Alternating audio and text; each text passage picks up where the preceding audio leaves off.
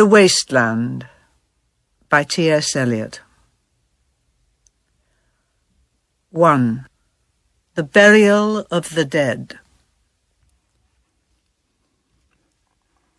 April is the cruelest month, breeding lilacs out of the dead land, mixing memory and desire, stirring dull roots with spring rain. Winter kept us warm, covering earth in forgetful snow, feeding a little life with dried tubers. Summer surprised us, coming over the Starnbergersee with a shower of rain. We stopped in the colonnade and went on in sunlight into the Hofgarten and drank coffee and talked for an hour. Bin gar keine Russin, stamm aus Litauen, echt Deutsch.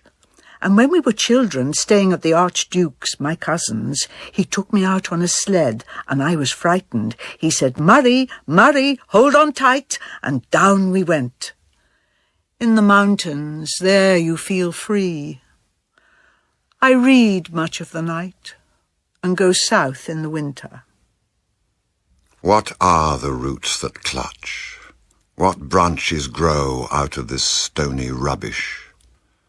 Son of man, you cannot say or guess, for you know only a heap of broken images, where the sun beats and the dead tree gives no shelter, the cricket no relief, and the dry stone no sound of water, only there is shadow under this red rock. Come in under the shadow of this red rock, and I will show you something different from either your shadow at morning striding behind you, or your shadow at evening rising to meet you.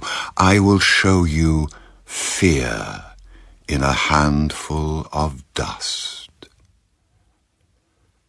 Frisch weht der Wind, der Heimat zu, mein irisch Kind. Wo weilest du? You gave me hyacinths first a year ago. They called me the hyacinth girl. Yet when we came back late from the hyacinth garden, your arms full and your hair wet, I could not speak, and my eyes failed. I was neither living nor dead, and I knew nothing, looking into the heart of light, the silence. Gut und leer das Meer. Madame Sosostris, famous clairvoyant, had a bad cold. Nevertheless, is known to be the wisest woman in Europe, with a wicked pack of cards. "Here," said she, "is your card, the drowned Phoenician sailor. Those are pearls that were his eyes. Look. Here is Belladonna, the lady of the rocks, the lady of situations. Here is the man with 3 staves, and here the wheel. And here is the one-eyed merchant. And this card, which is blank, is something he carries on his back, which I'm forbidden to see. I do not find the hanged man. Fear death by water. I see crowds of people walking round in a ring. Thank you. If you see dear Mrs. Equitone, tell her I bring the horoscope myself. One must be so careful these days." Unreal city, under the brown fog of a winter dawn, a crowd flowed over London Bridge, so many, I had not thought death had undone so many. Sighs, short and infrequent, were exhaled, and each man fixed his eyes before his feet. Flowed up the hill and down King William Street to where St. Mary Woolnoth kept the hours with a dead sound on the final stroke of 9. There I saw one I knew and stopped him, crying, "Stetson! You, who were with me in the ships at my lee. That corpse you planted last year in your garden. Has it begun to sprout? Will it bloom this year? Or has the sudden frost disturbed its bed? Oh, keep the dog far hence that's friend to men, or with his nails he'll dig it up again. You, hypocrite lecteur, mon semblable, mon frère. 2. A game of chess. The chair she sat in, like a burnished throne, glowed on the marble, where the glass, held up by standards wrought with fruited vines, from which a golden Cupidon peeped out, another hid his eyes behind his wing, doubled the flames of 7-branch candelabra, reflecting light upon the table as the glitter of her jewels rose to meet it, from satin cases poured in rich profusion. In vials of ivory and coloured glass, unstoppered, lurked her strange synthetic perfumes, unguent, powdered or liquid, troubled, confused, and drowned the scents in odours. Stirred by the air that freshened from the window, these ascended in fattening the prolonged candle flames, flung their smoke into the laquaria, stirring the pattern on the coffered ceiling. Huge seawood, fed with copper, burned green and orange, framed by the coloured stone, in which sad light a carved dolphin swam. Above the antique mantle was displayed, as though a window gave upon the sylvan scene, the change of Philomel by the barbarous king so rudely forced. Yet there the nightingale filled all the desert with inviolable voice, and still she cried, and still the world pursues, jug jug to dirty ears.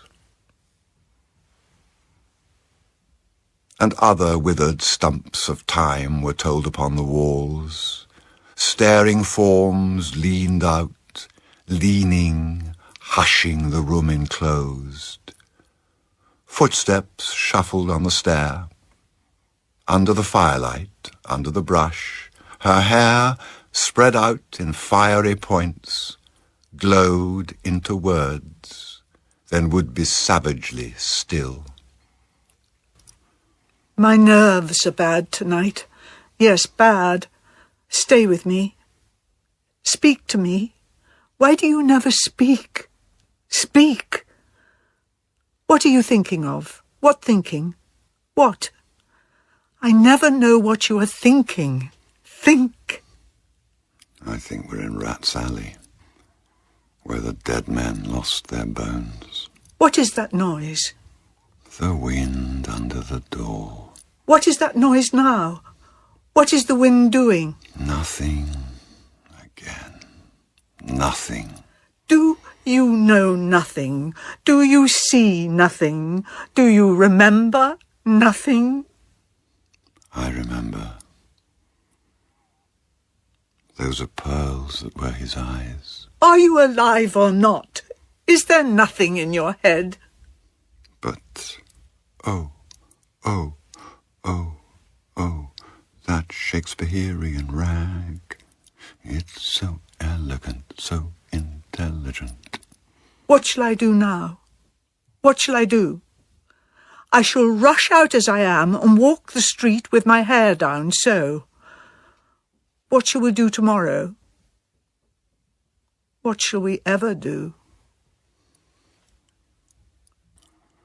The hot water at 10, and if it rains, a closed car at 4, and we shall play a game of chess, pressing lidless eyes and waiting for a knock upon the door.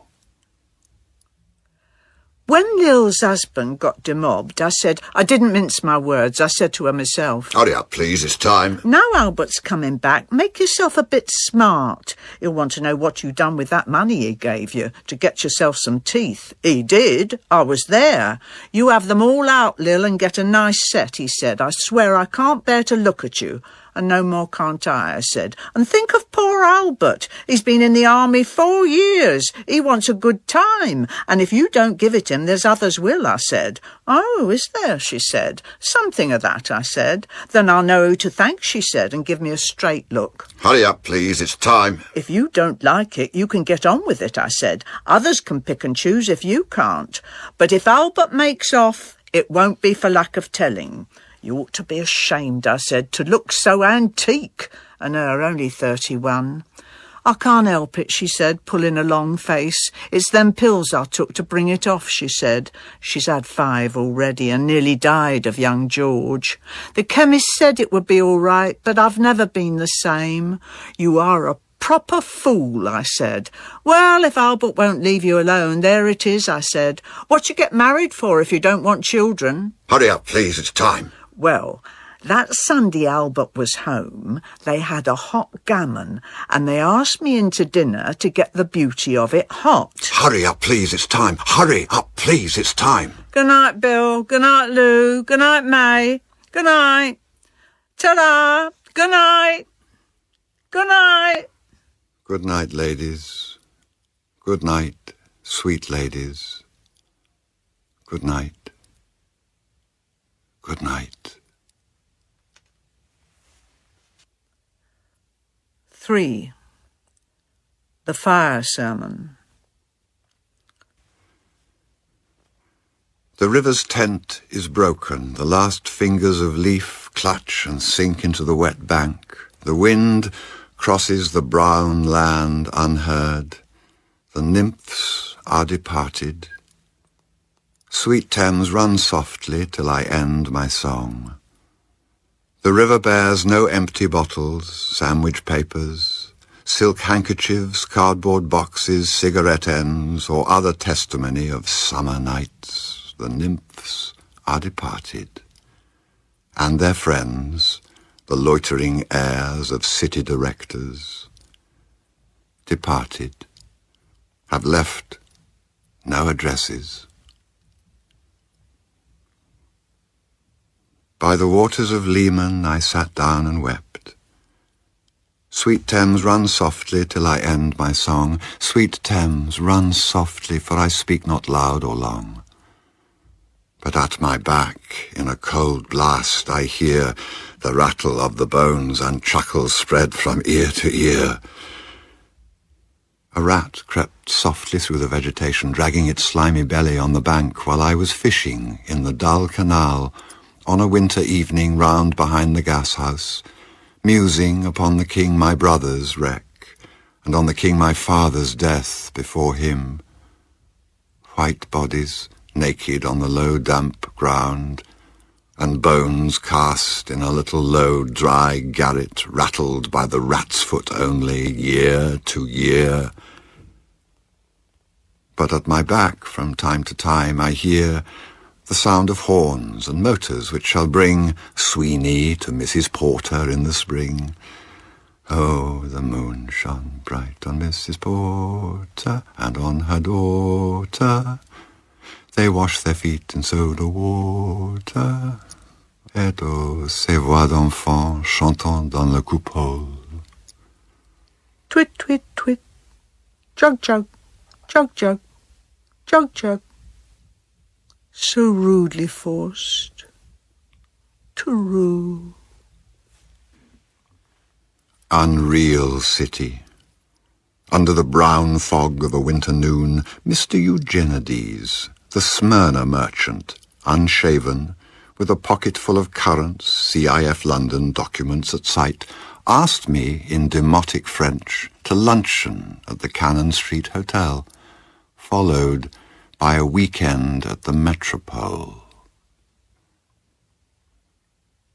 At the violet hour, when the eyes and back turn upward from the desk, when the human engine waits, like a taxi throbbing, waiting, I, Tiresias, though blind, throbbing between two lives, old man with wrinkled female breasts, can see at the violet hour, the evening hour that strives homeward and brings the sailor home from sea, the typist home at tea-time, clears her breakfast, lights her stove, and lays out food in tins. Out of the window perilously spread her drying combinations touched by the sun's last rays. On the divan are piled, at night her bed, stockings, slippers, camisoles and stays. I, Tiresias, old man with wrinkled dugs, perceived the scene and foretold the rest. I too awaited the expected guest. He, the young man carbuncular, arrives, a small house-agent's clerk with one bold stare, one of the low on whom assurance sits as a silk hat on a Bradford millionaire. The time is now propitious, as he guesses. The meal is ended, she is bored and tired, endeavours to engage her in caresses, which still are unreproved, if undesired. Flushed and decided, he assaults at once. Exploring hands encounter no defence. His vanity requires no response, and makes a welcome of indifference. And I, Tiresias, have forsuffered all enacted on this same divan or bed, I who have sat by Thebes below the wall, and walked among the lowest of the dead. Bestows one final patronizing kiss, and gropes his way, finding the stairs unlit. She turns, and looks a moment in the glass, hardly aware of her departed lover. Her brain allows one half-formed thought to pass. Well, now, that's done, and I'm glad it's over. When lovely woman stoops to folly and paces about her room again alone, she smooths her hair with automatic hand and puts a record on the gramophone. This music crept by me on the waters. And along the Strand, up Queen Victoria Street, oh, city, city. I can sometimes hear, beside a public bar in Lower Thames Street, the pleasant whining of a mandolin, and a clatter and a chatter from within, where fishmen lounge at noon, where the walls of Magnus Mater hold inexplicable splendour of Ionian white and gold. The river sweats oil and tar, the barges drift with the turning tide, red sails wide to leeward swing on the heavy spar. The barges wash drifting logs down Greenwich Reach past the Isle of Dogs. Wa-la-la, le-ya-ya, wa-la-la, le-ya-la-la. Elizabeth and Leicester beating oars, the stern was formed a gilded shell, red and gold. The brisk swell rippled both shores, southwest wind carried downstream the peal of bells. White towers. Wa-la-la, le-ya-ya, wa-la-ya, le-ya-la-la. Trams and dusty trees. Highbury bore me, Richmond and Kew undid me. By Richmond I raised my knees, supine on the floor of a narrow canoe. My feet are at Moorgate and my heart under my feet. After the event he wept. He promised a new start. I made no comment. What should I resent? On Margate Sands, I can connect nothing with nothing. The broken fingernails of dirty hands. My people, humble people, who expect nothing. La la. To Carthage then I came, burning, burning, burning, burning. O Lord, thou pluckest me out. O Lord, thou pluckest, burning.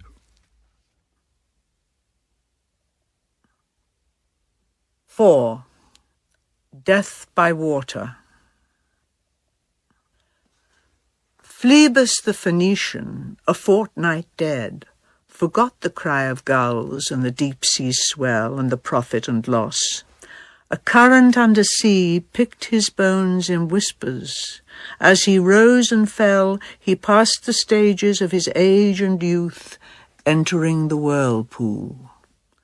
Gentile or Jew, O you who turn the wheel and look to windward, consider Phlebas, who was once handsome and tall as you.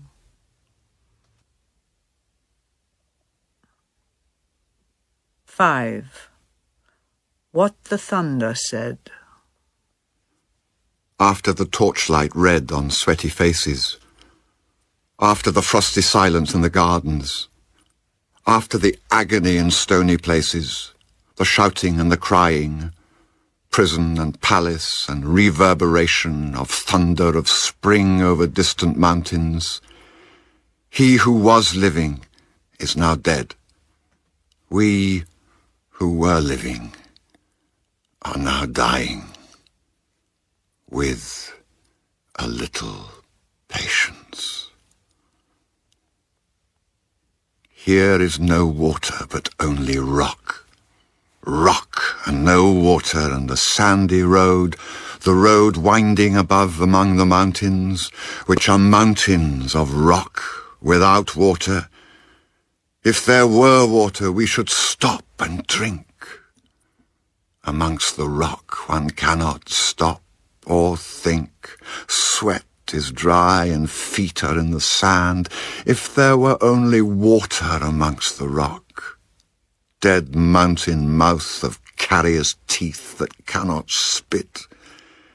Here one can neither stand nor lie nor sit. There is not even silence in the mountains, but dry, sterile thunder without rain. There is not even solitude in the mountains, but red sullen faces sneer and snarl from doors of mud-cracked houses. If there were water and no rock, if there were rock and also water, and water, a spring, a pool among the rock, if there were the sound of water only, not the cicada and dry grass singing, but sound of water over a rock, where the hermit thrush sings in the pine trees. Drip, drop, drip, drop, drop, drop, drop. But there is no water. Who is the third who walks always beside you? When I count, there are only you and I together, but when I look ahead up the white road, there is always another one walking beside you, gliding, wrapped in a brown mantle, hooded. I do not know whether a man or a woman, but who is that on the other side of you? What is that sound high in the air? Murmur of maternal lamentation? Who are those hooded hordes swarming over endless plains, stumbling in cracked earth, ringed by the flat horizon only? What is the city over the mountains? Cracks and reforms and bursts in the violet air. Falling towers. Jerusalem, Athens, Alexandria, Vienna, London. Unreal. A woman drew her long black hair out tight and fiddled whisper music on those strings. And bats with baby faces in the violet light whistled and beat their wings, and crawled head downward down a blackened wall, and upside down in air were towers, tolling reminiscent bells that kept the hours, and voices singing out of empty cisterns and exhausted wells. In this decayed hole among the mountains in the faint moonlight, the grass is singing over the tumbled graves about the chapel. There is the empty chapel, only the wind's home. It has no windows, and the door swings. Dry bones can harm no one. Only a cock stood on the roof tree, cocorico, cocorico, in a flash of lightning. Then a damp gust bringing rain. Ganga was sunken, and the limp leaves waited for rain, while the black clouds gathered far distant over Himavant. The jungle crouched, humped in silence. Then spoke the thunder. Da! Da-ta! What have we given? My friend, blood shaking my heart, the awful daring of a moment's surrender, which an age of prudence can never retract. By this, and this only, we have existed, which is not to be found in our obituaries, or in memories draped by the beneficent spider, or under seals broken by the lean solicitor, in our empty rooms.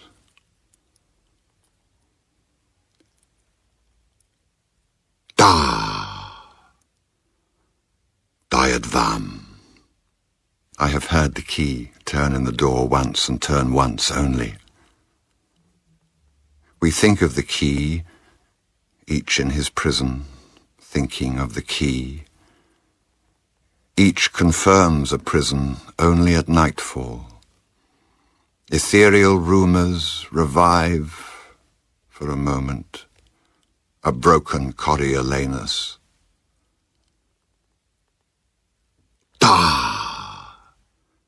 Damiata. The boat responded gaily to the hand, expert with sail and oar. The sea was calm. Your heart would have responded gaily when invited, beating obedient to controlling hands. I sat upon the shore, fishing, with the arid plain behind me. Shall I at least set my lands in order? London Bridge is falling down. Falling down. Falling down. Poi s'ascose nel fuoco che ne fina, quando fiam caio che lidon. Oh, swallow, swallow. Le prince d'Aquitaine à la tour abolie. These fragments I have shored against my ruins. Why then I'll fit you. Hieronymo's mad again. Tata, Diadvam, Damiata. Shanti, Shanti, Shanti.